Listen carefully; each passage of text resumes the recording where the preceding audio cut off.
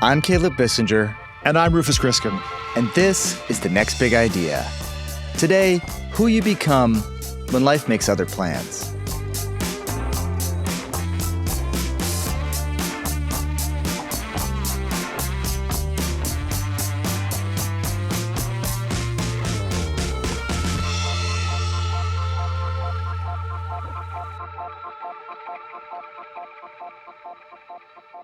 This episode is about the moments in life when everything changes. A relationship implodes. A routine checkup ends with a serious diagnosis. A dream is dashed. A door is slammed shut. Moments when life is reframed, divided between before and after. Maya Shankar is a cognitive scientist. She's a former White House advisor, and she hosts the award-winning podcast, A Slight Change of Plans. She spent years interviewing people about their experiences with cataclysmic change, illness, incarceration, loss, heartbreak. What she found surprised her. On the surface, these stories look nothing alike. But underneath, the same psychology, the same patterns, and crucially, the same strategies for getting through. Her new book, The Other Side of Change, which debuted at number 2 on the New York Times bestseller list, is the manual she wished she'd had. Because Maya has her own before and after. One that started all the way back when she was 15. Yeah, no, I would love to say that I met the moment with perfect equanimity and such wisdom. Obviously, I did not. What she learned from her own life and from years of research is that who you become on the other side of change isn't just a matter of luck. It's a skill, and it can be learned. The transformation does not happen effortlessly. It's more in our control than we think.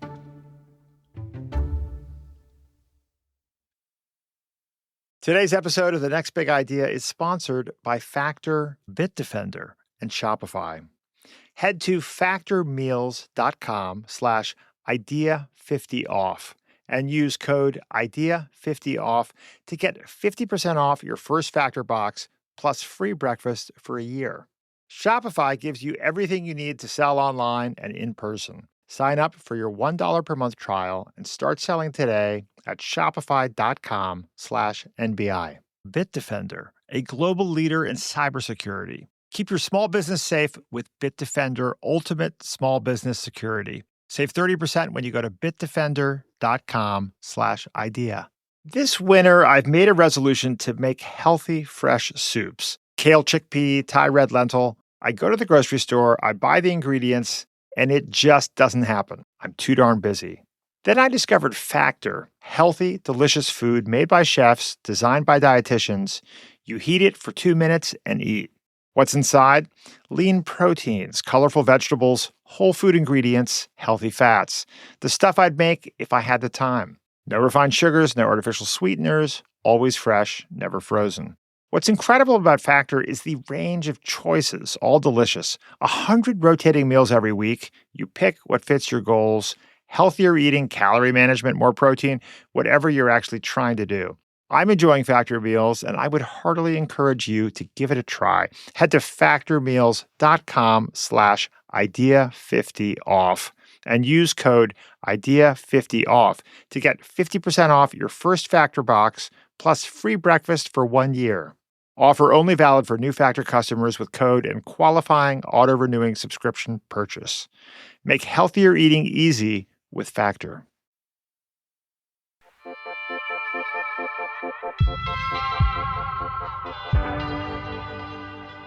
Maya Shankar, welcome to The Next Big Idea. Thank you so much for having me.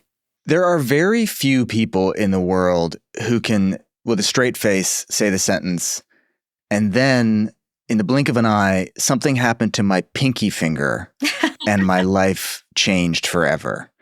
You may, in fact, be the only person in the world who can say that sentence with a straight face. That is so why don't you tell listeners what I'm alluding to? Yes. So from the time I was a little kid, my life centered around the violin.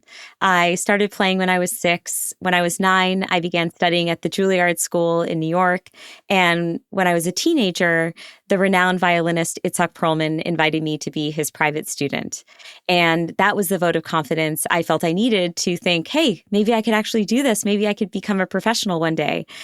And then I overstretched my pinky playing a single note on the violin. It was a very technically challenging piece by Paganini, and it turned out to be a career-ending injury. So despite all of my resistance and stubbornness and all of the experimental treatments and surgery and anti-inflammatories and physical therapy, nothing worked. Nothing alleviated the pain. And so doctors eventually told me that my dream was over.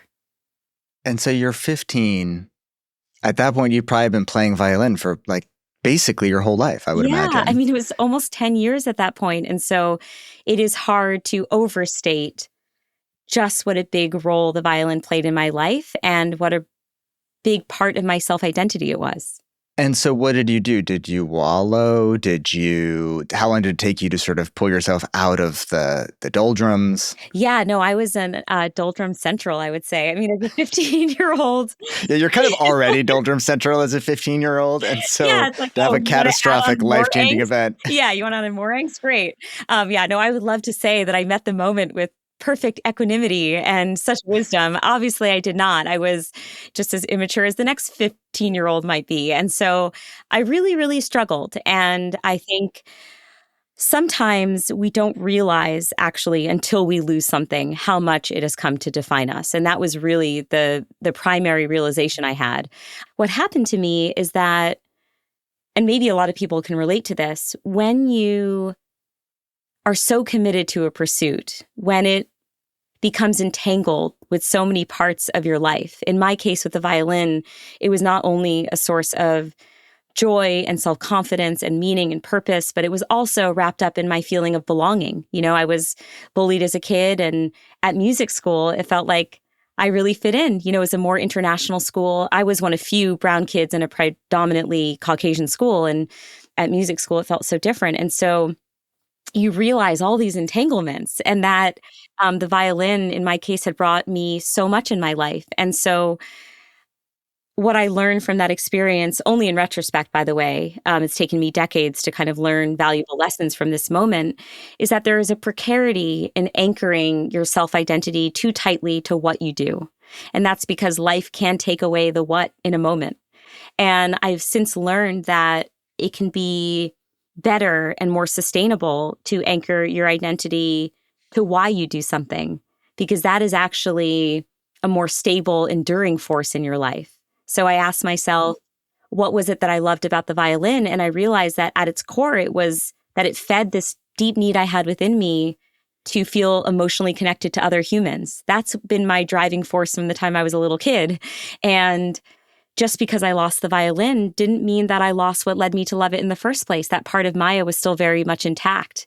And it could serve as a compass of sorts. And, you know, I didn't have the cognitive wherewithal to understand this at the time, but it turns out that even subconsciously, I've been drawn to pursuits that are rooted in human connection. So my podcast, A Slight Change of Plans, is all about probing people's lives and their stories for insights and wisdom about coming out the other side of change. And my book, The Other Side of Change, was also about these deep conversations. I mean, I built these incredible relationships with my subjects over many, many years because I interviewed them on multiple occasions for hours at a time.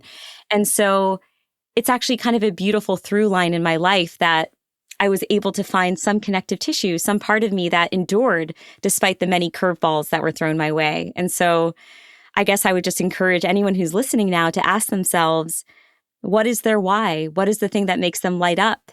Identify that. Make your identity defined by that. And then when life throws you a curveball, you still have that.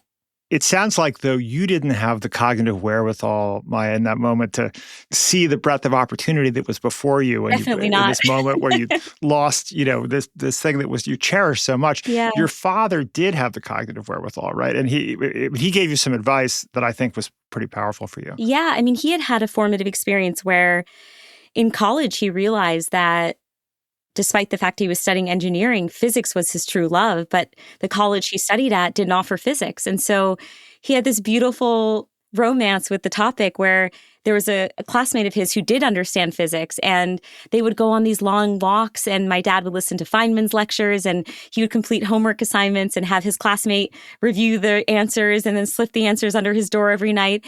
And that's how he fell in love with physics. And I think he learned as a result of that experience that sometimes we're wearing blinders in our life, and we just have to take those blinders off and expose ourselves to what else the world has to offer. And now he is a physicist. He's been a physics professor at Yale for decades. And it was the best decision he ever made to not listen to everyone in his life who said, stay the secure path, stay on course, stick with engineering. And he just, chose to explore this new terrain. What he told me the summer before college, when it was very clear to me that the violin was no longer going to be a part of my future, was to really cultivate an exploratory mindset. So he basically said, you've developed tunnel vision, you've had these blinders on, your whole life has been dedicated to the violin, you simply don't know what's out there. He encouraged me to be like an explorer, watching documentaries, talking to as many people as I could, reading books, expanding my aperture, but importantly doing so without a specific goal in mind, because he felt like if I had a specific goal, namely figure out what my major is going to be, he knows I'm a goal-oriented person and that I don't like uncertainty. And so he said, don't have that goal in mind because the goal will limit you. You will foreclose on options before you even gave them a chance. And I'm so grateful that he said that, because it was during that summer that I stumbled upon a book about the science of the mind. And that's what lit up my whole imagination and filled me with such awe and wonder about the human brain. And I didn't even know that cognitive science was a thing, that it wasn't even a major. And so had I gone in with a very clear goal, I might have just dismissed this book and not even allowed myself to read it. And it was, again, in being more of an explorer that I ended up encountering fields that, again, I did not even know existed before. And I wonder whether in your podcast and now in this book, if you're in some sense playing the role that your father played for you. I hope so. I hope that in people hearing my story and knowing that you can go from a world that is really defined by a label or a role that you occupy or embody in some way, and really doing a super hard pivot and ending up okay on the other side, that there's some hope and encouragement there. Because we've all had the experience of life closing doors on us against our will. Or at least most people have. If you hadn't, consider yourself one of the lucky ones on planet Earth. But one of the things I talk about in the book is how we can needlessly constrain ourselves in these moments. Our imaginations are quite limited in terms of what other opportunities lie ahead. And unless we are very deliberate about cracking open that imagination and exposing ourselves to new things, we will stay in that very limited mindset of what futures we think are available to us. And that will be based on our past experiences and our prejudices and what popular culture tells us about what futures are available to a widow or a high school dropout or someone who's been incarcerated or any number of other fates. And one of the most beautiful things in writing The Other Side of Change was witnessing people who move past whatever mental barriers they initially encountered and were able to construct the most unbelievably expansive futures that you can imagine. Well, I like that you described that you came out okay on the other side of your own experience with change. I'd say you did more than okay. I mean, you went to Yale, you became a Rhodes Scholar, you got a PhD, you worked in the Obama White House, you now work at Google. So it's a beautiful success story. And I think you actually could have written quite a great book that was just your story. But that's not what you did in The Other Side of Change. You went out and you found other people who have had these experiences of cataclysmic change. And you spoke to them and you extracted universal lessons from their highly particular stories. I'm curious how you found the people that you chose to write about and how you got them to open up to you and to trust you, because these are stories of debilitating strokes, of amnesia, of incarceration, of infidelity. I mean, the worst things can happen to a person. Oh my God. So how did you build that trust? How did you find the people that you chose to speak with? I love that question. And I should first say, I feel like my story of change just pales in comparison to the exceptional stories of change that I capture in the book. And that was my goal. I never had plans, honestly, to ever write a book. It was never on my bucket list. It was never something that I strived to do. What happened is, after maybe conducting about 50 interviews for a slight change of plans, I started to notice that there were these really fascinating connections between different stories that on their surface did not look at all alike. I think in general, when we're navigating a really hard moment in our lives, people prescribe solutions for us that are rooted in other people's experiences who look like ours. So if you are navigating a divorce, for example, someone will say, oh, I have a friend who's going through a divorce. You should connect with them. Or if you've lost a loved one, oh, go to the bereaved part of the bookstore. That's where you'll find solutions. And coming from the perspective of a cognitive scientist, I've always felt that our shared universal psychology means that so much of the, quote, stuff of change is actually quite similar, irrespective of what we're going through. We're all contending in the aftermath of a cataclysmic change with copious amounts of uncertainty. And our brains are not wired to enjoy uncertainty. My favorite research study shows that we are more stressed when we're told we have a 50% chance of getting an electric shock than when we're told we have a 100% chance. Which is, that is astounding. It's astounding, right? But I resonate with that so much. So uncertainty, don't like it. We don't like the loss of control, right? I definitely love having my hands on the steering wheel. We are sometimes bristling at the unfairness of the world, wondering why the universe could be so callous and so indifferent towards our wants and our needs, or the fact that we tried to be such good people. And so why would a terrible fate befall such a good person? We're grieving a future that we once thought was available to us. Like, the problem statement, guys, is often the same, whether you're going through a divorce or an illness or some other twist of fate. And so my theory, my case was, well, then the solution set might be more similar too. And I remember having one of these realizations when I'd interviewed on A Slight Change of Plans a cancer patient, someone who had gotten a devastating stage 4 bone cancer diagnosis in their 30s, despite the fact they were super healthy, and then a person who found out that her spouse had cheated on her for decades during their marriage. And they were both having to reckon with a deep feeling of betrayal.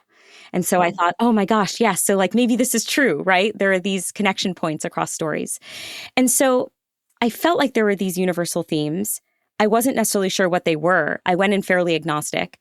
And I said, well, there's this platitude that I so often hear in the throes of change. I was dealing with my own heartbreak in my personal life and my goal of trying to start a family unsuccessfully. And everyone would say, well, you know, you can't control what happens to you, Maya, but you can control your reaction to what happens. And it's meant to be a very empowering mantra, but it really registered as a platitude in the moment. Like, okay, dude, sounds good. How the heck do I actually do this? And so my goal with The Other Side of Change was to give people some kind of manual, some sort of guide to actually help people feel and think differently about the big changes that happen in their lives. Because when I was left to my own devices, I had no idea how to get there. I wanted to feel differently. I wanted to feel better and more enlightened and wiser, but I didn't know how to get from point A to point B. That finally gets me to your question. I just wanted to give the preamble so people knew what even motivated the book in the first place. Then it became about, well, what are the most fascinating, mind-blowing stories of change that I can find all over the world? And one of the reasons why the book took me 3.5 years to write is that it is so hard to find really incredible stories. Some of them came to me via Instagram. So Olivia's story, she's the one who has a severe brainstem stroke that leaves her with locked-in syndrome, which is most people's worst nightmare. Your cognition is fully preserved, but you have no ability to voluntarily move any of the muscles in your body with the exception of your eyes. So you can blink, but that's the only portal through which you can communicate with the world. She had messaged me on Instagram just saying, I listened to your podcast. I found a lot of resonance in it. I'd love to share my story with you sometime. And she shared a few paragraphs on her own situation. I was like, hey, so are you free in like 1 minute? And I said, and instead of being on my podcast, would you be interested in signing up for 3 years of being interviewed by me for my book? So when I saw a story with such incredible potential, I just ran at it. And then, in other cases, it was through a friend of a friend. I mean, my husband went to law school, the same law school as Dwayne Betts, who's the person who in the book is imprisoned and becomes a world-renowned poet. And so other people, I'd read a New Yorker article about them years ago, and I couldn't let go of that story, and I wanted to find out more. And so there was no true method to the madness other than persistence. And maybe to my dad's point, just exploring the universe of stories and people and trying to see which one stuck. Well, there's that great James Joyce quote, "In the particulars contained the universal," which is sort of the guiding principle, I think, of this book. So let's take one of those particular stories. Why don't you give us a little preview of it and then sort of walk us through that process of extracting a universal takeaway. So why don't you start with the story of Dwayne Betts, who you just mentioned? Yeah.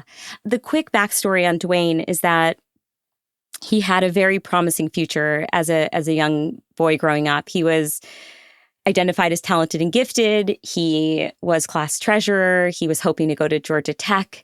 And then one night, in an effort to prove that he was strong and macho to the boys in his neighborhood, he committed a carjacking. He was 16 years old, and he just wanted to show them that he was manlier than he felt he really was. And he was sentenced to 9 years in adult prison as a 16-year-old. And so we talked just now about doors closing. Wow, you can imagine what that felt like. Not only did every door close, but all of these new doors filled with fear and anxiety and despair swung wide open. And there's a really interesting psychological framework that is called possible selves. So we generate possible selves all the time as part of our everyday life. We have hoped for selves, which reflect our dreams and aspirations. We have feared selves, which reflect our worst anxieties and terrors. And we have expected selves, so the versions of us that we just think are most likely to come true, irrespective of whether they're good or bad. And for Dwayne, he said he wasn't just mourning the future that was once available to him, right? The one where he went to Georgia Tech and he maybe had his first girlfriend and he woke up in the middle of the night to get his mom a glass of water or help her shovel the driveway when there was a big snowstorm. He also feared who he might become within the walls of prison. So would he become an addict? Would he develop a gambling addiction? Would he become violent? How would he defend himself if someone attacked him? He was 16. He was like 126 pounds. Exactly. He's a very vulnerable person in a extremely dangerous and volatile environment. Yeah. So well said, Caleb. And he was the first to say he's not a fighting type. And so this was not an environment that he felt he could be okay in, that he could survive. And he's living in this state of despair until one day he has an encounter with a fellow prisoner who violates all of Dwayne's expectations about what it can look like to be a prisoner. So from Dwayne's perspective, you had to be ruthlessly self-interested. You couldn't form any close allegiances with other people. You had to keep every card close to the chest. You didn't want to stand out. But the prisoner that he met, his prison uniform was crisply ironed every single day. He was clean shaven. He did 250 push-ups before the guards even came to do count. He lived this disciplined life in which his primary focus was actually caring for the younger boys in prison. He taught them how to box in order to protect themselves from the threat of violence. And when Dwayne saw this man's name was Bilal's unbelievable generosity and kindness to the younger prisoners, he experienced what psychologists call moral elevation. So moral elevation is this warm, fuzzy feeling you get in your chest when you witness someone else's extraordinary behaviors, whether it's their kindness or self-sacrifice or wisdom or fortitude or resilience or ability to forgive. Any remarkable character trait can fill you with this feeling of moral elevation. And the incredible thing about moral elevation is that you don't just feel good, it actually changes your brain. And that's because when you witness someone else defying your understanding of what humans are capable of in the best way possible, it actually cracks open your own imagination about what is possible for you. And so Dwayne witnesses this and says, oh my God, maybe I'm not destined to be a certain kind of person just because I'm a prisoner. Maybe there are other futures available to me.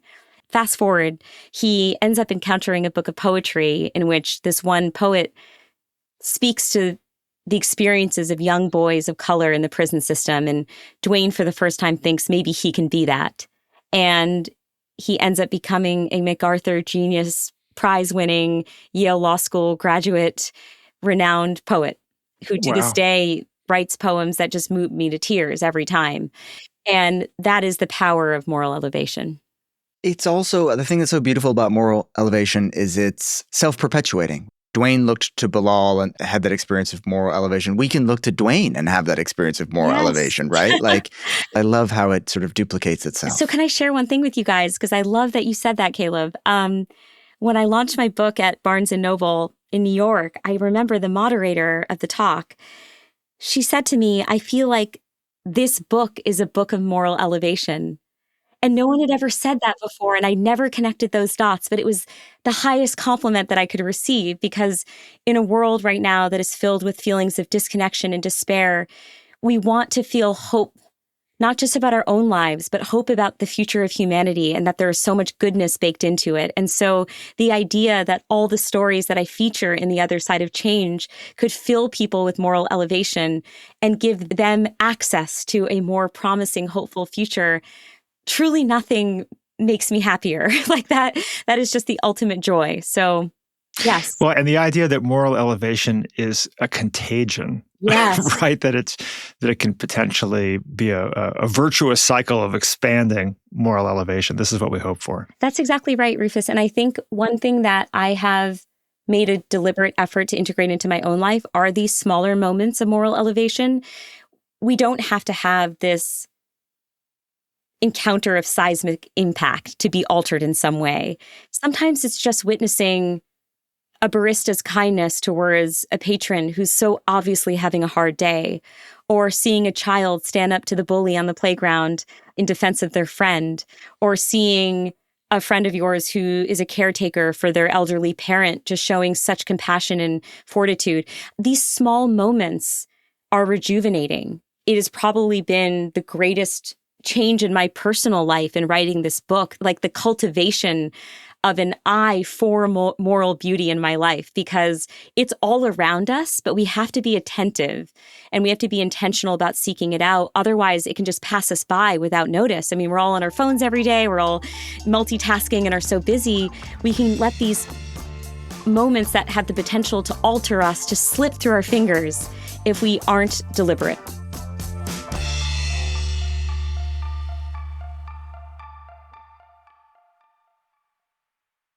I've been an entrepreneur for 30 years. I've started 4 companies. They've each been deeply gratifying journeys.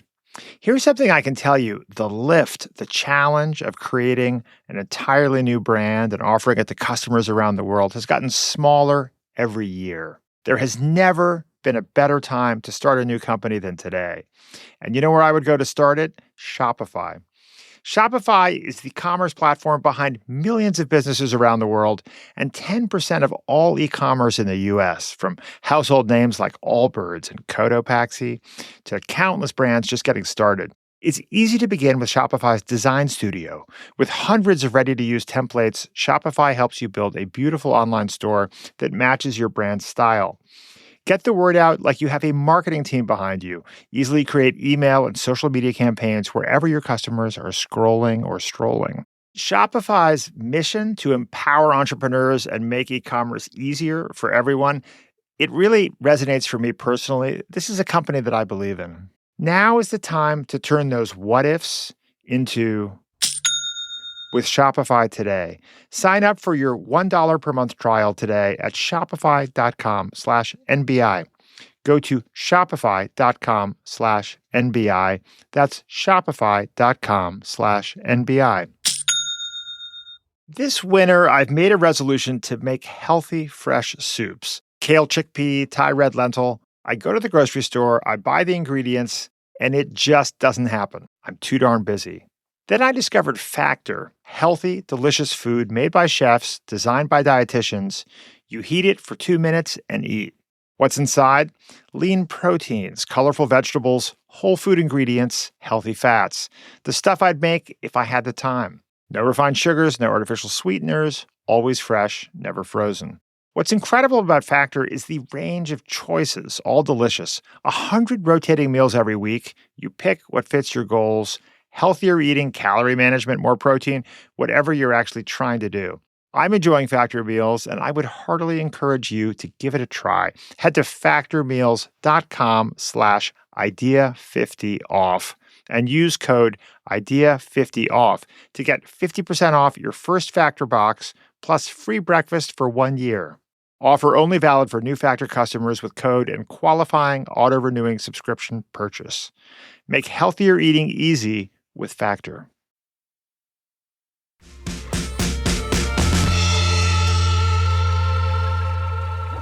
Talk about expected selves. Talk about how that works, how we can leverage it, and maybe another story from the book that connects to it.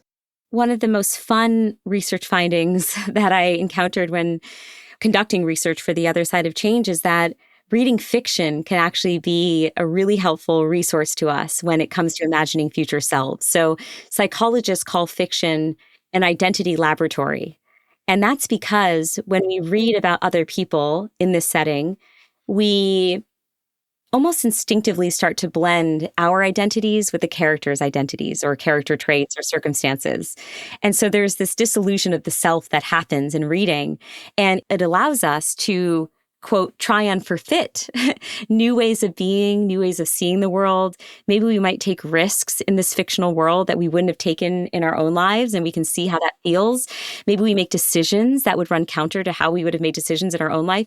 And it's a safe environment. It's a very psychologically safe environment to play around with versions of ourselves. And so I love this insight because it's also something fun to do. I should say at the highest level, when people are going through a really hard change, the last thing they want is more homework to do, and homework that feels exhausting. And I should mention that I was writing this book from that place myself. So we had received news that we had a second miscarriage with our surrogate, that we had lost identical twin girls. We were so devastated, and I was picking up the pieces as I was writing this book.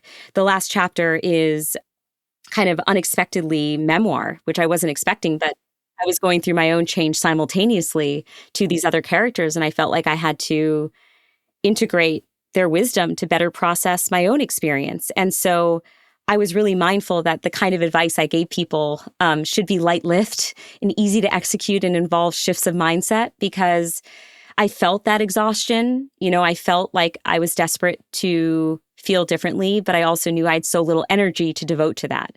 And that most of us don't have the luxury of packing up our bags and moving to another part of the world and, just like reinventing our lives. We have responsibilities at home, and we have to kind of keep things moving. So to connect to possible selves, I actually will connect it with my own story. I found myself after maybe 6 or 7 years of trying to start a family with my husband in a child-free state. And this violated every dream I'd ever had for myself from the time I was little. I would say that the only identity that I had earlier than the identity of violinist was aspirational parent. I imagined myself being a mom from the time I was 3 or 4 years old. When that dream did not come true for me, I really felt a profound threat to my self-identity. I did not feel whole. I did not feel like I had a promising future. I still remember on the night that this happened, we had heard healthy beating hearts earlier in the day. Then we had found out about the miscarriage hours later. And it felt like my whole future turned from color to grayscale just in a moment. What does it even mean to live a full, rich life if I'm not a parent? Society had told me that this was the path to happiness and fulfillment, especially as a woman in society. I was really told that, and it had always been a dream. And so my husband in the moment unknowingly engaged me in what's called a self-affirmation exercise. So he took the following form. He came into our bedroom and he said, "Maya, let's just say a couple things that we're really grateful for." And I was like, dude, no, I will not be doing this toxic positivity exercise. You go do your Instagram wellness thing over in the corner. I'm going to be under the covers feeling badly about the state of the world. But there was something so earnest about his intention with all this that I said, okay, fine, I'll do this. So I started by saying, well, Jimmy, that's my husband's name. Jimmy, I'm so grateful for you. I'm so grateful to be an aunt to my 6 nieces and nephews. I'm so grateful that I get to have these life-altering conversations from the closet of my apartment building through a slight change of plans. I'm grateful for my Zoom workouts with my trainer, Matt, who just brings so much joy into my life, and we gossip about The Bachelor and Love is Blind. I'm grateful for the strong rays of the California sun. And it was what happened in that moment felt like magic, because what I realized when it came to this possible self that for so long I'd been working towards was that I had become so lasered in on achieving this goal of parenthood that I had completely lost perspective on how otherwise rich and multidimensional my life was. And a self-affirmation exercise, by the way, involves doing exactly this. You write down all the things in your life that give you meaning and purpose, but importantly, you focus on the elements of your life that are not threatened by the change you're going through. So if you are navigating a really tough moment at work, you might focus on your spiritual life. If you are struggling in a relationship, you might focus on the fact that you have this wonderful community that you love being a part of at work. And so it's all about shifting the lens, right? It's like shifting your focus from one thing to another. And so I just remember that night that after engaging in this exercise, did I feel happy? No. But did I feel more whole, like in losing this part of my future, that not all of Maya had been threatened? Absolutely. I went to bed thinking, okay, there's still so much of me that makes me me. There's still so much of me that still persists. And it really helped to soften the blow. Hearing you talk about that, I'm thinking about this conversation I just heard the other day on the New York Times interview podcast with George Saunders. Yeah. Oh, and he was talking. Yeah. He was talking about being a late bloomer. Like his first book didn't come out till 38, and the interviewer was sort of asking about that, and he was saying, one of the advantages was that by that point I'd sort of realized like maybe this whole writing thing isn't going to work out for me. What if you don't have any writing career? What if you don't have anything at which you're particularly great at? You're just a good, hopefully a good father and husband. And in that space, it was really, I found that there was plenty to live for and to live happily for. And that was I think I'd always secretly thought I was kind of shallow in that way, that I was all ambition. And to find out that actually even pretty much shorn of that, I still liked being alive and still felt a lot of, happiness and like, oh, all right, well, I'm still okay. That was very sweet. I just think that's so beautiful. Like we do contain all these different selves, and to love each of them and to realize that like one imagined self may never come to be, but that doesn't mean we have to give up. Exactly. And the other thing about getting to the other side of change is we often forget that we will become different people when we emerge from the hardest moments of our lives. And this is in part because of a bias called the end of history illusion. It basically says that while we fully acknowledge we've changed considerably in the past, we fail to appreciate that we will change moving forward. So if you were to ask me, how much have you changed since you were 10 or 20? Like, oh, massive amounts. I mean, I can hardly even relate to that old version of Maya. But then if you were to ask me, well, how much do you plan to change moving forward? I would say, oh, no. This is what you see is what you get. Finished product, fully established views, beliefs, attitudes, what have you. And of course, we are always changing. But even more critically, and this is sort of the thesis of the book, a seismic change can accelerate that internal transformation. The unique demands and stresses of being thrust into a newly constrained environment can reveal things to us about who we are and what we believe and what our capabilities are and what our perspectives are that we can revisit, that we can use that change moment to actually interrogate and reevaluate. And those changes can actually be really profound and leave us profoundly altered. I talk in the book about change as revelation, that when a big change happens to us, it can feel like a personal apocalypse of sorts, and that the word apocalypse comes from the Greek word apokalypsis, which actually means revelation. And so that etymology is instructive, right? Change can upend us, yes, but it can also reveal things to us. And part of what was revealed to me through that second miscarriage was that I had attached far too much of my self-worth and my promise of happiness to the institution of parenthood, if you will. And I had to unpack why. Why did I think that I had to become a parent in order to have a happy, fulfilling life? Where did I receive these messages from? What's astonishing to me, and this is, again, the unexpected promise of change, is that if you had asked me on the night of that second miscarriage, will anything good ever come of this? I would have said no. And will you ever feel happy and fulfilled in the absence of kids? I would have said no. And yet here I am years later, still child-free, and you're witnessing the happiest, most free, most peaceful version of me that's ever existed. And I could never have seen that coming. It was so important for me to experience this myself because I'm as skeptical as the next person, right? When I started to see that there was this unexpected upside to the hardest moments of our lives that were emerging in people's stories, I remember having this thought like, well, they can experience that, but I'm unique in terms of however tortured I am, I won't ever find something good to come from this. And so witnessing that transformation in myself made me really believe in the thesis of the book, which is that by and large, the people that I interviewed, while not happy that they went through the change they went through, I mean, who would ever invite willingly illness or loss into their life? They were all deeply happy about the person they became as a result of the change, the new attitudes and perspectives and values and beliefs and capabilities that were unlocked as a result of that change felt profound and felt wonderful and freeing and transformative. And so I feel that way too, which is just a wonderful proof of concept for, I like to say, like, I'm allergic to two things, soy and platitudes. And so I needed to really live it out to believe it, you know?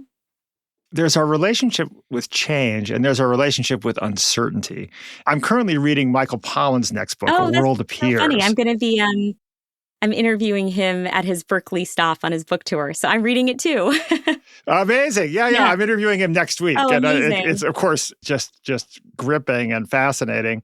And of course, he writes about the South African neuroscientist Mark Salms, who says, our mind's goal is to reduce uncertainty to zero.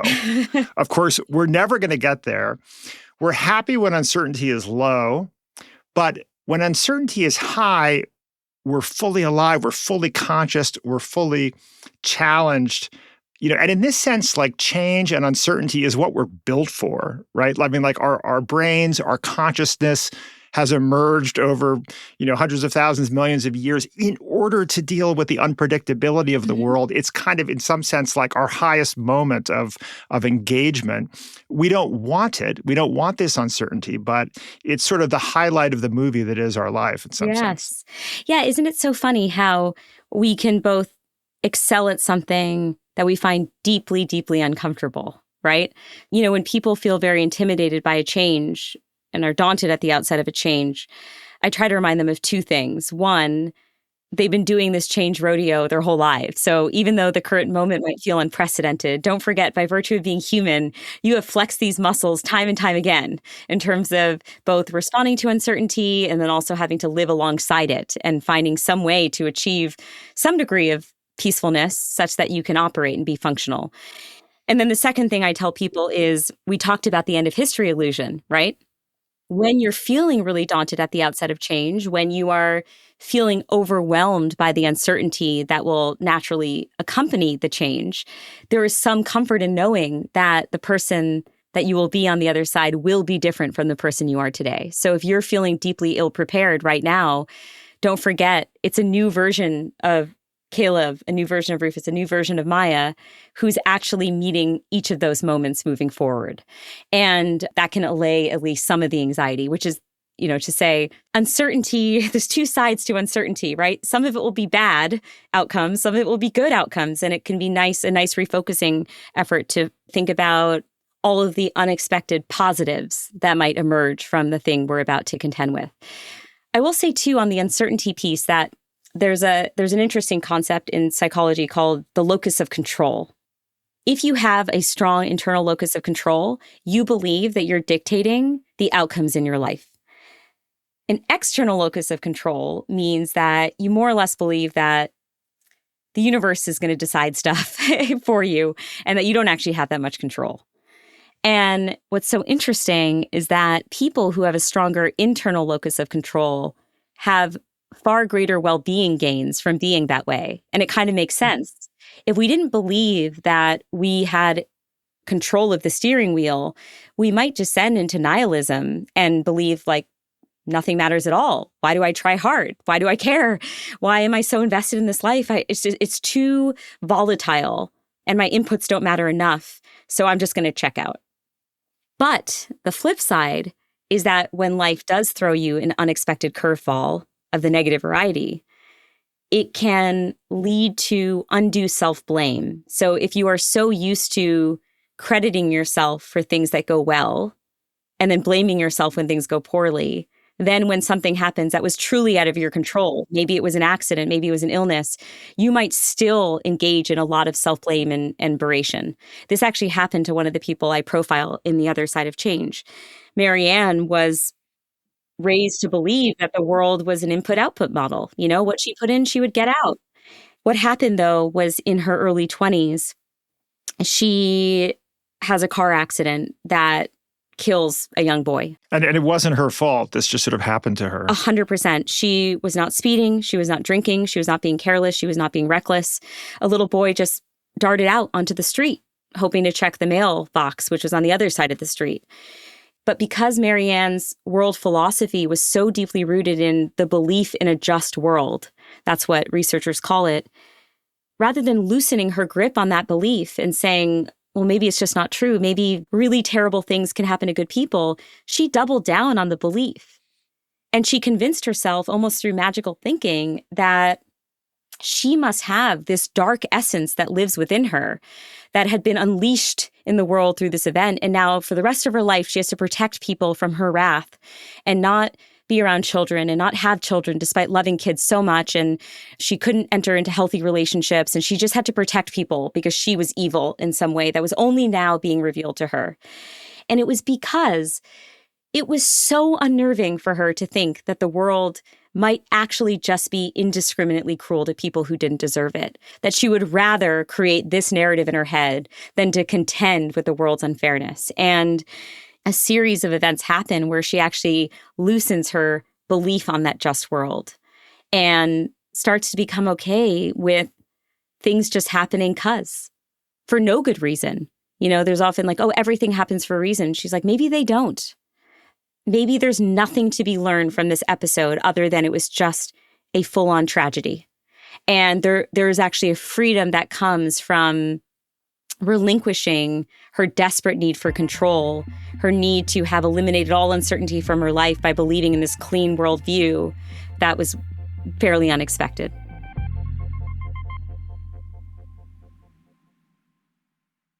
Today's episode is sponsored by Bitdefender, a global leader in cybersecurity. Tax season is prime time for scammers targeting small businesses. You've probably seen this. We're getting fake audit notices, bogus tax certificates, and phishing attempts built to steal logins in seconds the moment you're distracted. That's why we recommend Bitdefender Ultimate Small Business Security. It's built for companies with up to 25 people, and it's so easy to use. It especially comes in handy if you don't have a dedicated IT department or guy. One simple platform protects every device, email account, and server, blocking phishing, ransomware, and scams before they reach you and your team, whether you're in the office or working from home. You also get a secure password manager, unlimited VPN for remote work, and an AI scam assistant that flags suspicious emails before anyone clicks. It's an all-in-one cybersecurity solution you can set up in minutes and then get back to running your business. And you don't need to be a tech expert to run it. Don't let one fake IRS email put your entire business at risk. Protect your business starting today with Bitdefender Ultimate Small Business Security. Get 30% off your plan at bitdefender.com/idea.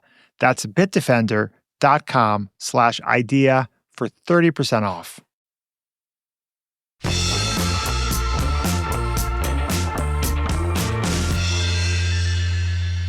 So many books in this space follow the same hackneyed formula of like pithy anecdote, description of social science study, another pithy anecdote plucked from another book or newspaper story, connected to another surprising social science study. Totally. And to do these in-depth reported storytelling exercises is, I thought, really refreshing, beautifully written, and just like I loved it. Thank you so much for saying that. So now I'm going to challenge the thesis of it. So this idea that change is a crucible, that it's revelation. Yeah. I was thinking as I was reading of this essay that I read many years ago by this guy named Tim Kreider. Yeah. And it's about his experience of being stabbed in the throat.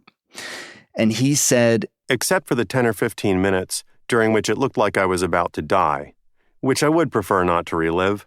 Getting stabbed wasn't even among the worst experiences of my life. In fact, it was one of the best things that ever happened to me. After my unsuccessful murder, I wasn't unhappy for an entire year. But then he says, Time makes us all betray ourselves and get back to the busy work of living. Before a year had gone by, the same everyday anxieties and frustrations began creeping back. I was disgusted to catch myself yelling in traffic, pounding on my computer, lying awake at night, worrying about what was to become of me. I can't recapture that feeling of euphoric gratitude any more than I can really remember the mortal terror I felt when I was pretty sure I had about 4 minutes to live. is it possible not to be adequately changed by change? I love the stories in this book of people who experience this cataclysmic change and come out the other side reborn to some extent. But does that always happen? Of course not. I thought a lot in writing the book what I felt I could truly offer my readers. And I wanted to be really honest about that commitment to them because, while I would have loved to say at the beginning of the book, if you read this book, you're going to be totally transformed and every change in your life is going to lead to better outcomes and you're going to be happier. I knew that I could not say that. I wanted this book to be an honest portrayal of what humans actually go through when they navigate change. And you'll notice, by the way, everyone I profile doesn't get to a state of nirvana on the other side. In fact, in many ways, I stopped interviewing them at a moment in time that was not the coda of their story. They're still living it. It just happened to be the time frame in which I could interview them for this book. Their story continues. The complexity continues. The sadness, the heartbreak. You see with Olivia's story, the one with the brainstem stroke, she's still grappling with lots of issues and anxiety and uncertainties. Or Dwayne. I mean, he graduated from Yale Law School. He's still struggling to get landlords to let him rent apartments. He has a felon label on his name. And everyone is still in it. That's the lesson I want to give to my readers, which is the transformation does not happen effortlessly. It's more in our control than we think. So being altered by a change requires 2 steps. It requires being observant while you're going through the change to witness both what you're learning about yourself that might have been previously hidden from view. That might be worldviews, perspectives, self-identities, abilities. And then to take all that knowledge that you've learned and to allow that to shape the future ahead. That might look like interrogating faulty beliefs that you have, trying to cultivate new skills, trying to shift a problematic perspective you have on yourself or the world around you. And to allow that impact to endure, which is what I think you were alluding to when you read that excerpt, is that the kind of enlightenment or transformation that we experience after a change won't just effortlessly remain unless we are consciously re-engaging with that material over and over again. So I can say in my own life, I fall into my old traps all the time. Just this morning, you guys, I was thinking, oh my God, my nieces are so cute. Are you sure, Maya, that you're going to be okay child-free? I mean, you're going to have that dialogue in your head all the time, or am I really better off for having gone through X or Y or Z, But what I have found myself doing is catching myself and reminding myself to approach life from a place of gratitude when I can feel that I'm relapsing or going back into old ways of being. I feel like I'm in this constant mode of vigilance where I'm like, whoa, no, we don't do that anymore. No, we don't think that way anymore. No, we question that belief system. Maya, no, I know you think you're weak in this area, but remember when you proved yourself wrong? And it's almost like I have an advocate for a more enlightened way of being sitting in my head all the time who's coaching me. But it does take work. And if there's one unifying feature across all the people that I profiled in the book, and who knows what their futures will look like, right? I hope they can persist in this way, but they all were deeply self-reflective people, and they were all willing to do the sustained work. So when you get over the initial hump of extreme exhaustion, you do have more resources to devote to what I'll call the maintenance part of transformation. And that is something that I think we have a little bit more control over than we think. All right, the book is The Other Side of Change, Who We Become When Life Makes Other Plans. Maya, thanks so much for chatting with us. Thank you so much for having me. Today's episode was produced by me, Caleb Bissinger, and sound designed by Mike Toda. I'm Rufus Griscom. See you next week.